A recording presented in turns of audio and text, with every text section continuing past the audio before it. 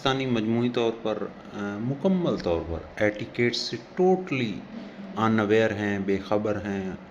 اور اس عنوان سے ایک ٹاپک ہمارا ہوتا ہے نصیحت۔ ہم بغیر پوچھے اور بغیر طلب کیے لوگوں کو نصیحت کرتے ہیں، اور یہ نصیحت نہیں ہوتی، اس کے پیچھے سائیکلوجیکلی نفسیاتی طور پر آپ اپنے آپ کو سینئر سمجھ رہے ہوتے ہیں اور طنز کر رہے ہوتے ہیں، تو اس کا بہت نیگیٹو اثر ہوتا ہے، اور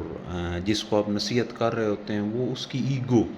انا بیدار ہو جاتی ہے اور وہ اس کا کوئی اثر نہیں لیتا، الٹا آپ سے رنجش میں مبتلا ہو جاتا ہے۔ نصیحت کے لیے بنیادی شرط ہے